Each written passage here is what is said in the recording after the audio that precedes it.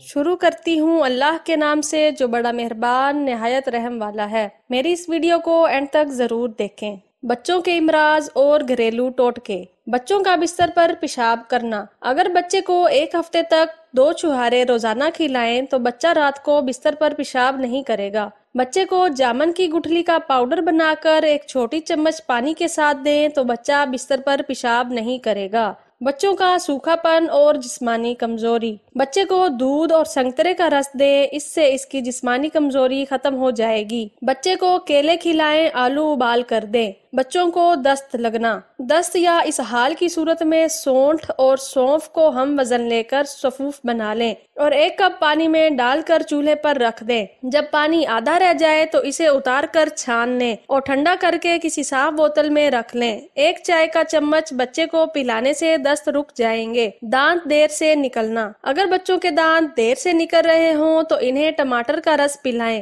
دانت جلدی نکل آئیں گے۔ بچوں کو قبض کی شکایت۔ چھوٹے بچوں کو اگر قبض کی شکایت ہو جائے تو انہیں 1 چائے کا چمچ انگور کا رس پلائیں، قبض دور ہو جائے گی۔ پیٹ کے کیڑے۔ بچے کے پیٹ میں کیڑے ہوں تو اسے روزانہ 2 اخروٹ کھلائیں، پیٹ کے کیڑے مر جائیں گے۔ بچے کی مقد پر ہینگ کو پانی میں گھول کر روئی کے ساتھ لگائیں۔ بچے کا پیٹ پھولنا۔ اگر بچے کا پیٹ پھول رہا ہو تو رات کو تھوڑی سی سونف لے کر اسے پانی میں بھگو دیں، صبح پانی کو نتھار لیں اور اس پانی کی 1 چمچ بچے کو دودھ میں ملا کر دیں۔ بچوں کا نزلہ و زکام۔ اگر بچوں کو نزلہ و زکام کی شکایت ہو جائے تو انہیں 2 چھہارے یا 2 کھجوریں دودھ میں ملا کر ابال لیں اور دودھ بچے کو پلا دیں۔ اینٹی بایوٹک بچے کو نہ دیں۔ ادرک کا رس اور شہد کو ملا کر بچے کو چٹائیں۔ بچے کا مٹی کھانا۔ اکثر بچے مٹی کھانا شروع کر دیتے ہیں، ایسے بچوں کو کیلے اور شہد کو ملا کر کھلائیں، وہ مٹی کھانا چھوڑ دیں گے۔ بچے کا منہ سے دودھ الٹنا۔